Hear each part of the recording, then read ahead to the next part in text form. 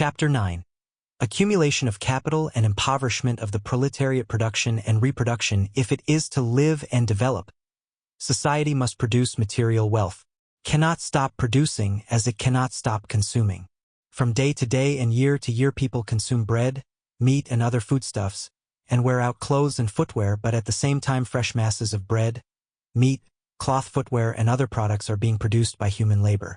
Coal is being burnt in stoves and furnaces, but at the same time fresh masses of coal are being drawn from the bowels of the earth.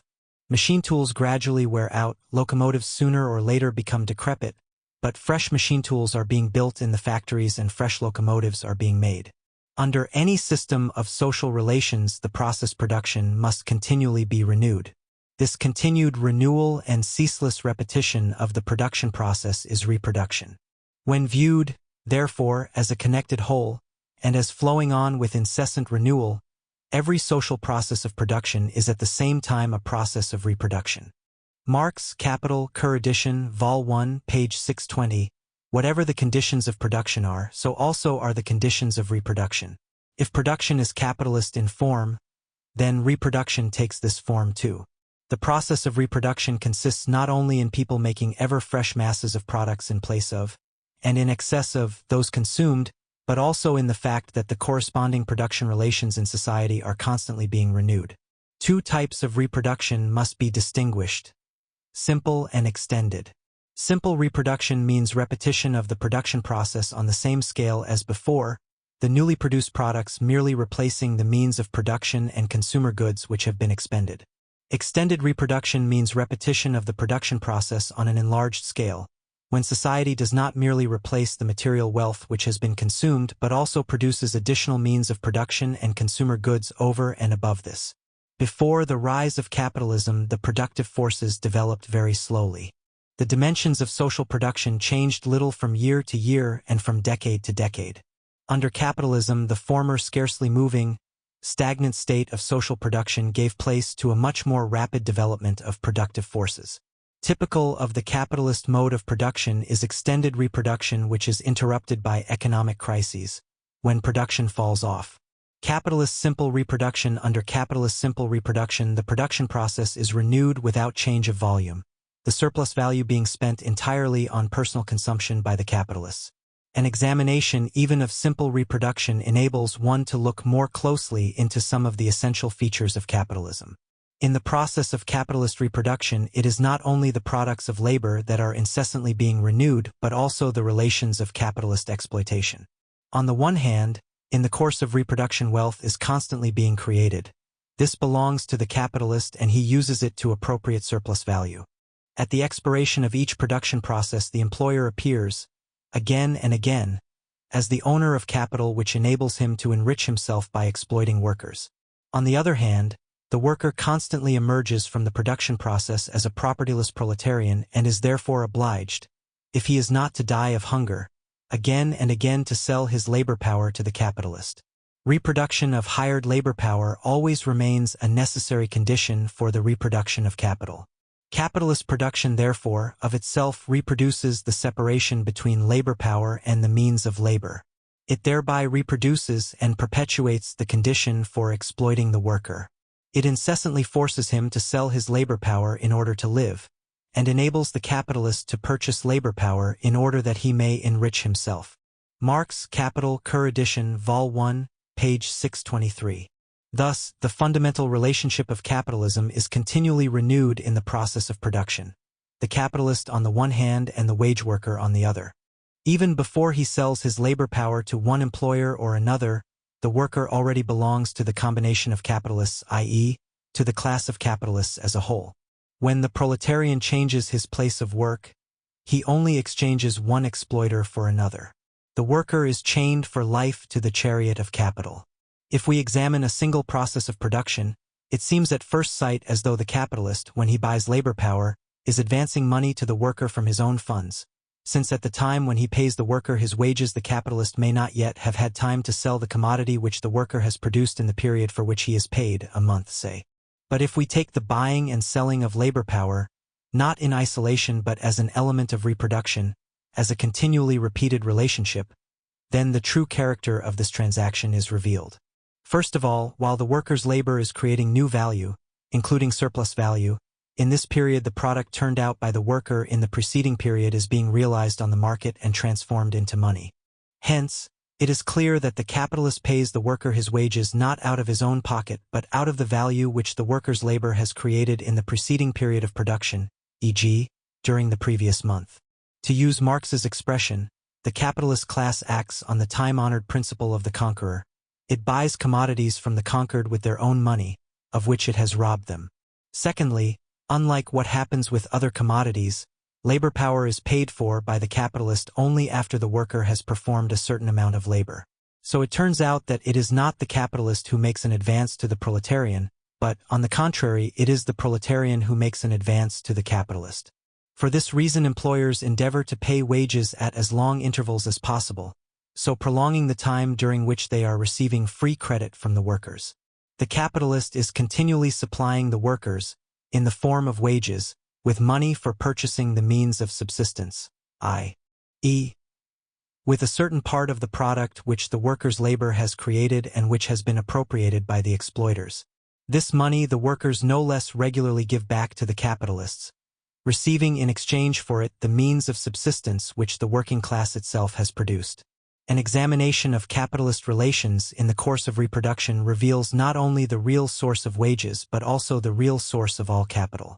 Let us suppose that a capital of £100,000 invested by an entrepreneur brings in annually surplus value to the amount of £10,000, and that the whole of this sum is spent entirely by the capitalist on his personal consumption.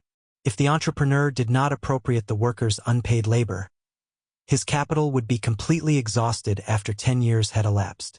This does not happen because the sum of £100, 000, which is spent by the capitalist on his personal consumption during this period is completely renewed from the surplus value created by the unpaid labor of the workers. Consequently, whatever might be the original source of a given capital, in the course of simple reproduction itself this capital becomes within a certain period value created by the worker's labor and appropriated without compensation by the capitalist. This exposes the absurdity of the assertions made by bourgeois economists that capital is wealth created by the employer's own labor. Simple reproduction is a constituent part or element of extended reproduction. The relations of exploitation which are inherent in capitalist simple reproduction become still accentuated under conditions of capitalist extended reproduction. Capitalist extended reproduction. Accumulation of capital under extended reproduction. A part of the surplus value is put back by the capitalist in order to increase the scale of production, for the purchase of additional means of production and the hiring of additional workers. Thus, part of the surplus value is amalgamated with already existing capital, i.e., is accumulated. The accumulation of capital means the addition of part of the surplus value to capital, or the transformation of part of the surplus value into capital. Thus, it is surplus value that provides the source of accumulation. Capital grows through the exploitation of the working class, and along with it capitalist production relations are reproduced on an extended basis. Among the compelling motives for accumulation of capital is, first and foremost, the striving to increase surplus value. Under the capitalist mode of production, greed for gain knows no limits. As the extent of production grows, so grows the mass of surplus value appropriated by the capitalist, and consequently, so also grows that part of it which goes to satisfy the personal requirements and whims of the capitalists. On the other hand, the capitalists are enabled, at the expense of the growing amount of surplus value, to extend production more and more, to exploit an ever greater number of workers and to appropriate an ever-increasing mass of surplus value. Another motive force in the accumulation of capital is the ferocious competitive struggle, in the course of which the larger capitalists find themselves in a better position than the others and strike down the small ones. Competition forces every capitalist, under penalty of ruin, to improve his technique and extend production. To stop the growth of technique and the extension of production means to lag behind, and those who lag behind are conquered by their competitors. Thus, the competitive struggle compels every capitalist to increase his capital, and he can increase his capital only by continually accumulating part of the surplus value. The accumulation of capital is the source of extended reproduction. Organic composition of capital. Concentration and centralization of capital. In the course of capitalist accumulation, the total mass of capital grows, but the different parts into which it is divided do not change at the same rate, and consequently the composition of capital changes. When he accumulates surplus value and extends his enterprise, the capitalist usually introduces new machinery and technical improvements, because these promise him an increase in his profits. The development of technique means a more rapid growth of that part of capital which exists in the form of means of production machinery, buildings, raw materials, i.e. constant capital. On the other hand, that part of capital which is spent on the purchase of labor power, i.e. variable capital, grows much more slowly. The proportion between constant and variable capital, being determined by the proportion between the mass of means of production and of living labor power, is called the organic composition of capital. Let us take, for example, a capital of £100,000. Suppose that of this sum £80,000 is spent on buildings, machinery, raw materials, etc., and £20,000 on wages. The organic composition of this capital is, then, 80C, 20V, or 4:1. In different branches of industry and in different enterprises within one and the same branch, the organic composition of capital varies. It is higher where there are more complex and costly machines and more worked-up material per worker. It is lower where living labor predominates and the amount of machinery and material per worker is less and is comparatively inexpensive. With the accumulation of capital, the organic composition of capital grows. The share of variable capital declines while that of constant capital increases. Thus, in the industry of the USA, the organic composition of capital, which in 1889 was 4.4, 1, was 5.7, 1 in 1904, 6.1, 1 in 1929, and 6.5, 1 in 1939. The size of individual capitals grows in the course of capitalist reproduction. This occurs through the concentration and centralization of capital. The concentration of capital means the growth in the size of capital as a result of the accumulation of surplus value obtained in the given enterprise. The capitalist becomes, through investing in his enterprise part of the surplus value which he has appropriated, the owner of an ever larger capital. The centralization of capital means the growth in the size of capital as a result of fusing several capitals into one larger capital. In the competitive struggle, large capital ruins and devours smaller and medium capitalist enterprises which cannot stand up to competition. By buying up the enterprises of his ruined competitor at low prices, or annexing them to his own by some other method, e.g. by means of loans, the large-scale factory owner increases the amount of capital in his possession. The union of many capitals into one is effected also by the forming of joint stock companies, etc. Concentration and centralization of capital mean the concentrating of monstrous amounts of wealth in the hands of a few persons. The enlargement of capitals opens wide possibilities for the concentration of production, i.e., for the gathering together of production in large-scale enterprises. Large-scale production has decisive advantages over small. Large-scale enterprises can introduce machinery and technical improvements, and can apply a broad division and specialization of labor which is beyond the resources of small concerns. This results in products being turned out more cheaply in large-scale enterprises than in small-scale ones. The competitive struggle involves great expenses and losses. A large-scale concern can bear these losses and later recover them with interest, whereas small and even medium ones are ruined by them. Large capitalists are able to obtain loans with comparatively much greater ease, and on more favorable conditions, and credit is one of the chief weapons used in the competitive struggle. Owing to all these advantages which they possess, it is large concerns, equipped with powerful technique, that increasingly come to the forefront in the capitalist countries, while a multitude of small and medium concerns go down in ruin. As a result of the concentration and centralization of capital, a few capitalists, the owners of enormous fortunes, become masters of the fate of tens and hundreds of thousands of workers. Capitalist concentration in agriculture leads to the land and other means of production becoming increasingly concentrated in the hands of large property owners, while broad strata of small and middle peasants, deprived of land, draft animals and implements, fall into debt bondage to capital. Masses of peasants and craftsmen are ruined and transformed into proletarians. The concentration and centralization of capital thus lead to sharpening of class contradictions, to deepening of the gulf between the bourgeois, exploiting minority, and the propertyless, exploited majority of society. The concentration of production also results in ever greater masses of the proletariat being concentrated in large capitalist enterprises, in industrial centers. This facilitates the welding together of the workers and their organizations for the struggle against capital. The Industrial Reserve Army, the growth of production under capitalism, as mentioned already, is accompanied by a rise in the organic composition of capital. The demand for labor power is determined by the size, not of capital as a whole, but only of its variable part. But the variable part of capital declines, compared with constant capital as technical progress advances. Therefore, as capital accumulates and its organic composition increases, the demand for workers relatively contracts, although the total numbers of the proletariat grow in proportion as capitalism develops. As a result, a substantial mass of workers are unable to find application for their labor. Part of the working population becomes redundant, forming the so-called relative surplus population. This surplus population is relative because part of the labor power available is surplus only in relation to the requirements of the accumulation of capital. Thus, in bourgeois society, as social wealth grows, one section of the working class is doomed to ever heavier and more excessive labor, while the other section is doomed to compulsory unemployment. The following main forms of relative surplus population must be distinguished.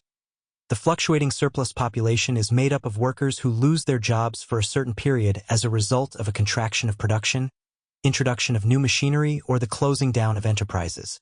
As production is extended, a section of these unemployed workers find work, just as do some of the workers newly coming forward from the rising generation. The total number of workers employed grows, but in constantly diminishing proportion compared with the scale of production.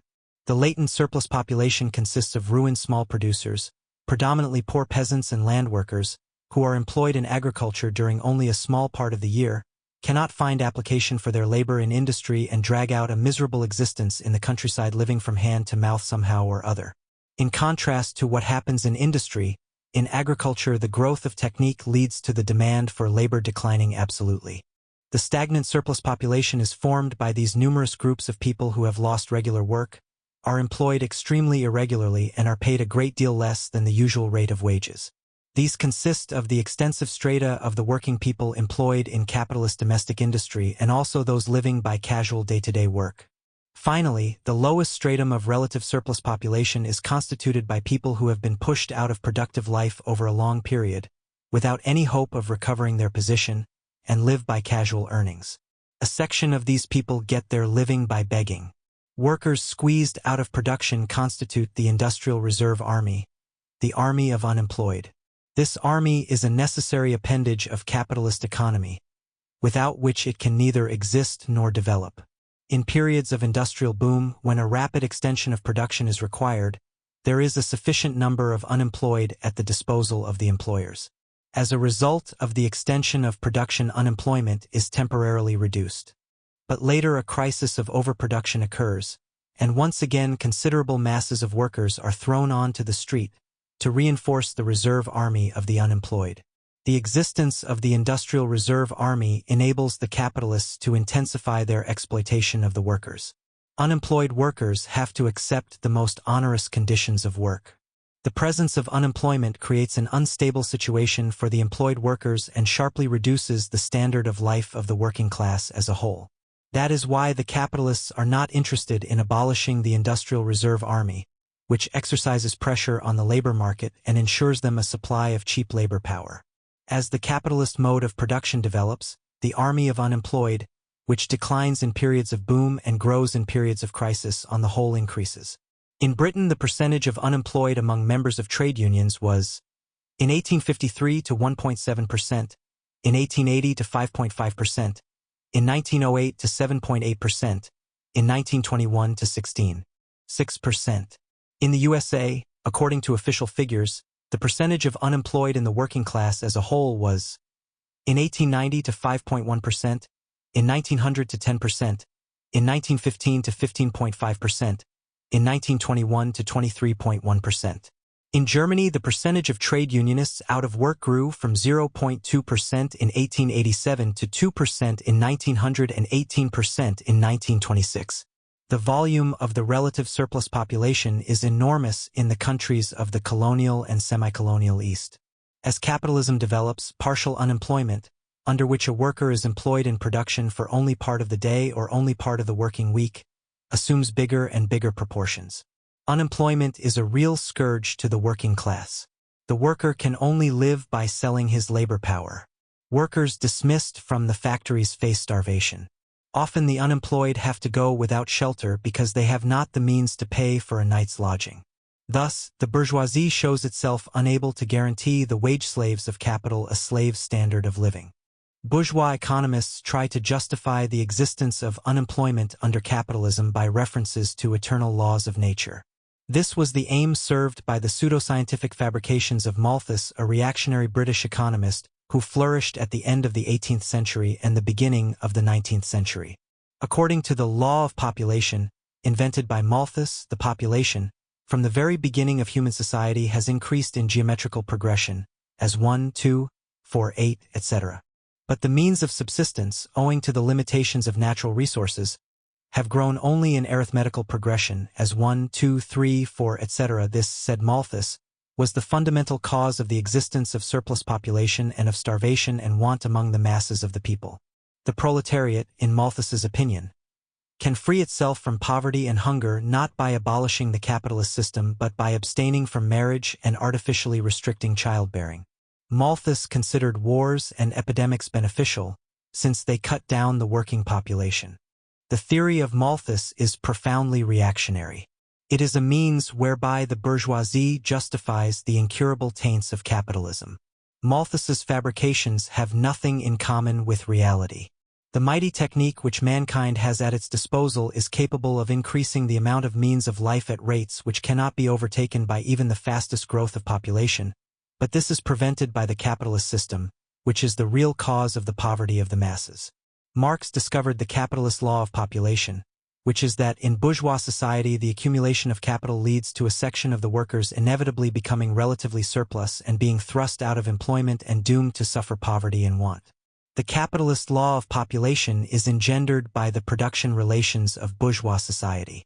Agrarian surplus population, as already mentioned, one of the forms of the relative surplus population is the latent, or agrarian surplus population. The agrarian surplus population is the excess population in the agricultural economy of the capitalist countries, which arises as a result of the ruin of masses of the peasantry. These people can find only partial employment in agricultural production and cannot be absorbed into industry. As capitalism develops, the differentiation among the peasantry is intensified. A numerous army of agricultural workers and poor peasants is formed. Large-scale capitalist economy creates a demand for wage workers. But in proportion as capitalist production lays hold of one branch of agriculture after another and the use of machinery becomes widespread, the mass of the peasants are more and more ruined and the demand for agricultural wage workers is reduced. The ruined sections of the rural population are continually being transformed into industrial proletarians or reinforce the army of unemployed in the cities. A considerable part of the rural population, unable to find work in industry, remain in the country, where only occasionally do they find employment in agriculture. The latent character of the agrarian surplus population consists in the fact that surplus labor power in the countryside is always connected in some degree or another with small and very small peasant economy. The agricultural wage worker usually has a small holding which serves as a means of supplementing his earnings when he is in employment, or as the source of a miserable livelihood when he is out of it. Such holdings are needed by capitalism so that it may have cheap laborers at its disposal. The agrarian surplus population attains huge dimensions under capitalism. In Tsarist Russia, at the end of the 19th century, latent unemployment in the countryside embraced 13 million persons. In Germany in 1907, out of 5 million peasant households, 3 million petty ones formed a reserve army of labor. In the USA in the 1930s, official data, obviously tending towards underestimation, showed 2 million superfluous farmers. Every year in the summer months, between 1 million and 2 million American agricultural workers, taking their families and household goods with them, wander about the country in search of work. The size of the agrarian surplus population is especially large in the colonial countries. Thus, in India, where about 3/4 of the population are engaged in agriculture, the agrarian surplus population constitutes an army many millions strong. A considerable section of the rural population is made up of people who are in a state of chronic semi-starvation. Every year several millions of people die of hunger and epidemics. The general law of capitalist accumulation. Relative and absolute impoverishment of the proletariat. The development of capitalism leads, with the accumulation of capital, to enormous wealth being concentrated in few hands at one pole of bourgeois society, with a growth in luxury and parasitism, dissipation and idleness among the exploiting classes, while at the other pole the burden of exploitation becomes continually more intense, and unemployment and poverty increases among those whose labor is the creator of all wealth.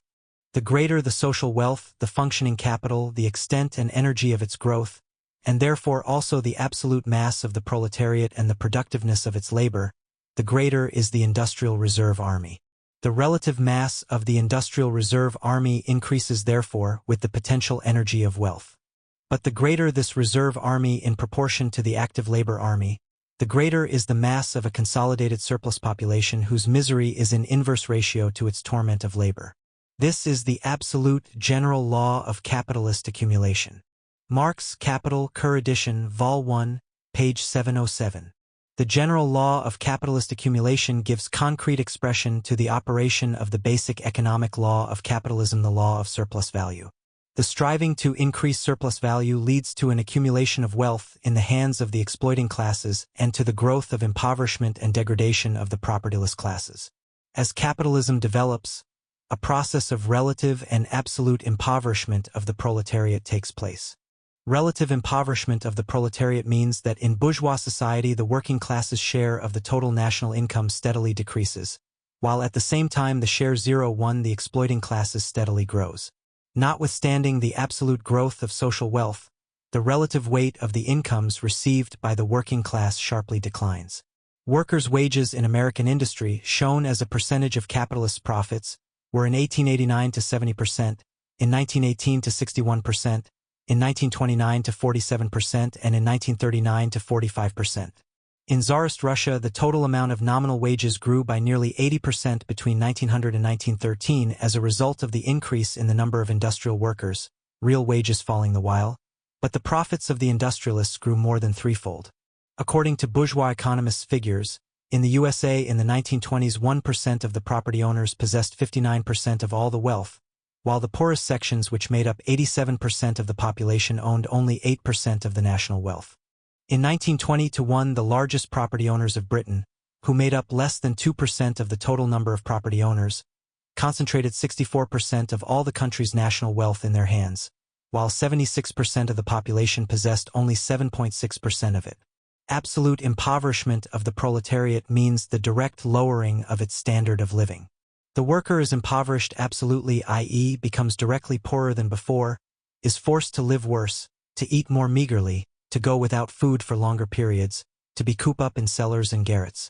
Wealth increases in capitalist society with incredible speed alongside the impoverishment of the working masses. Lenin, Impoverishment in Capitalist Society, Works, Russian edition, Vol. 13, pp. 405-6. Seeking to whitewash capitalist reality, bourgeois political economy tries to deny the absolute impoverishment of the proletariat. Facts, however, prove that under capitalism workers' standard of living continually declines. This is shown in many ways. Absolute impoverishment is expressed in the fall in real wages.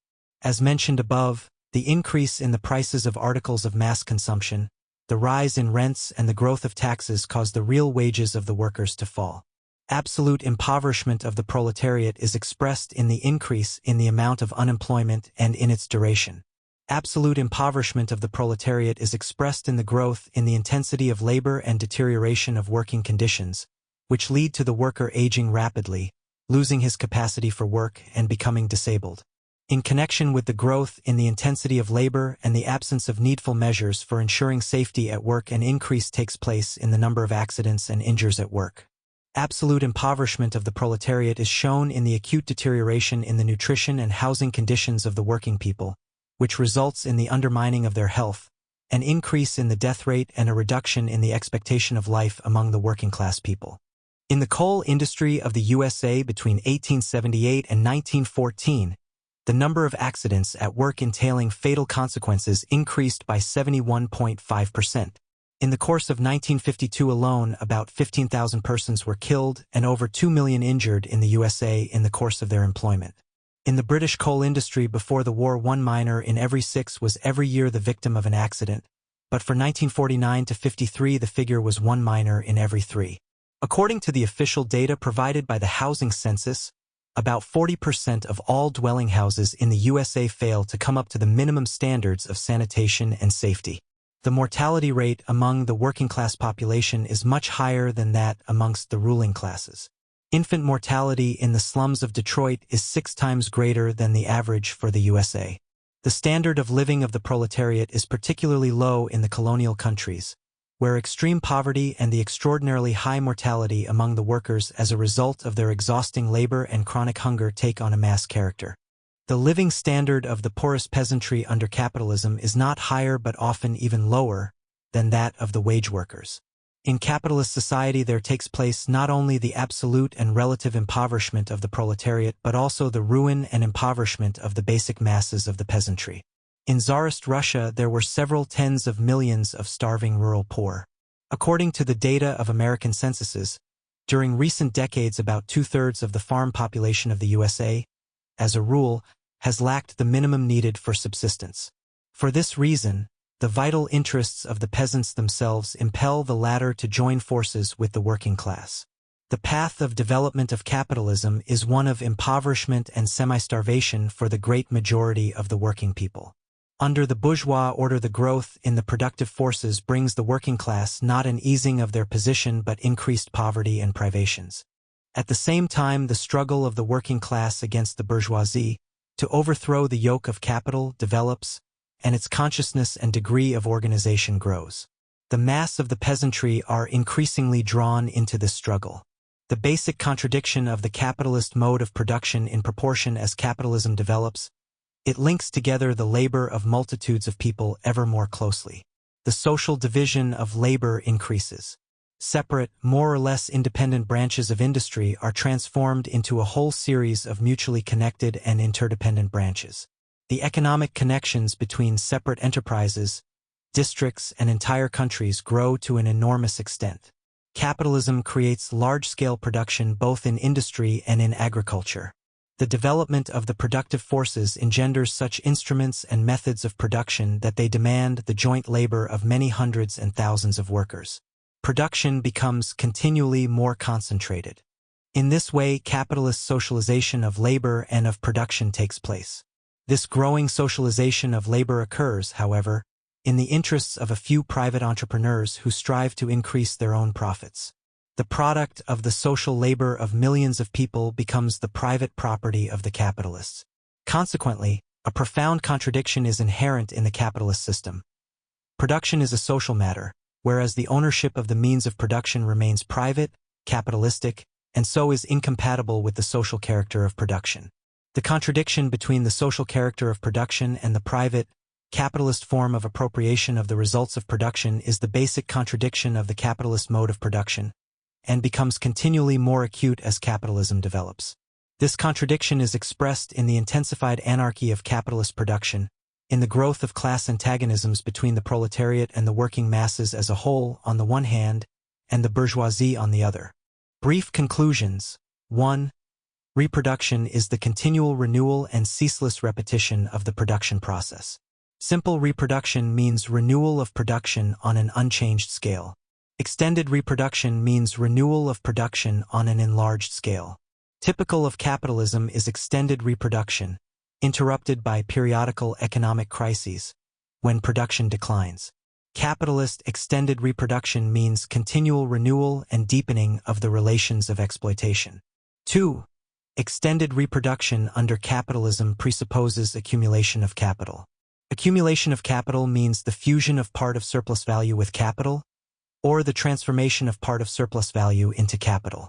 Capitalist accumulation leads to an increase in the organic composition of capital, i.e., to the more rapid growth of constant capital as compared with variable capital. During capitalist reproduction, the concentration and centralization of capital takes place. Large-scale production has decisive advantages over small, by virtue of which the large and very large enterprises oust and subject to themselves the small and medium capitalist concerns. 3. With the accumulation of capital and the growth in its organic composition, the demand for workers is relatively reduced. An industrial reserve army of unemployed is formed. The excess of labor power in capitalist agriculture produced by the ruin of the basic masses of the peasantry leads to the creation of an agrarian surplus population. The general law of capitalist accumulation is the concentration of wealth in the hands of the exploiting minority and the growth of poverty among the working people, i.e., the overwhelming majority of society. Extended reproduction under capitalism leads inevitably to relative and absolute impoverishment of the working class. Relative impoverishment means the decline in the share taken by the working class of the national income in the capitalist countries. Absolute impoverishment is the direct lowering of the standard of living of the working class. For the fundamental contradiction of capitalism is the contradiction between the social character of production and the private, capitalist form of appropriation. As capitalism develops, this contradiction becomes more and more acute, deepening the class antagonisms between bourgeoisie and proletariat.